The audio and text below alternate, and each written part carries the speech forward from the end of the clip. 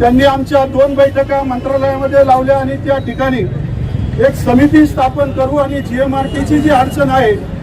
ती अडचण कशा पद्धतीने सोडवता येईल खऱ्या अर्थानं त्याच्यासाठी कमिटी नेमलेली आहे। आज या ठिकाणी आंदोलन करण्यापाठीमागचा एकच हेतू आहे की ती जी कमिटी आहे ती फक्त त्या ठिकाणी कागदावर न राहता किंवा एखाद्या सभागृहात किंवा खोलीत ऑफिसमध्ये बसून आव्हान न करता त्या समितीनं पुणे ते नाशिक ज्या भागातून रेल्वे जात आहे तिथल्या तांत्रिक अडचणी, लोकांच्या भावना,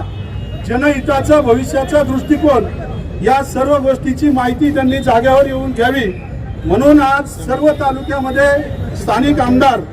विधान परिषदेचे आणि विधानसभेचे सर्व आमदार असतील, खासदार असतील यांच्या माध्यमातून खऱ्या अर्थानं हे आंदोलन लोकांना बरोबर घेऊन, सर्व पक्षीयांना बरोबर घेऊन या ठिकाणी आम्ही आव्हान केलं होतं आणि त्या आव्हानाला प्रतिसाद म्हणून प्रत्येक तालुक्यामध्ये पुन्हा नाशिक रोडवर आता काही ठिकाणी आंदोलन समाप्त होत आलेले आहे, काही ठिकाणी चालू आहे। परंतु हा चक्काजाम आंदोलन खेड तालुक्यामध्ये व्हावं म्हणून 3-4 दिवसापूर्वी आपण सर्वजण एकत्र आलो होतो आणि त्याचा प्रत्यय म्हणून आज आपण सर्वजण मंडळी या ठिकाणी आलेला आहात। मला शासनाला या माध्यमातून विनंती करायची की ही रेल्वे आमच्या घरच्यासाठी नाहीये,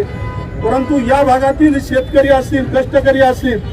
युवा वर्ग असेल, कामगार वर्ग असेल, उद्योजक असतील यांना खऱ्या अर्थानं यापूर्वी चाकण आणि परिसरातील ट्रॅफिक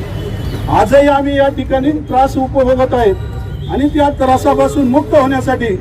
MRD असेल, MIDC असेल, PWD असेल, MSRDC असेल, त्याचबरोबर MSIDC असेल, या सगळ्या माध्यमातून प्रयत्न सुरू आहेत। अनेक प्रोजेक्ट या ठिकाणी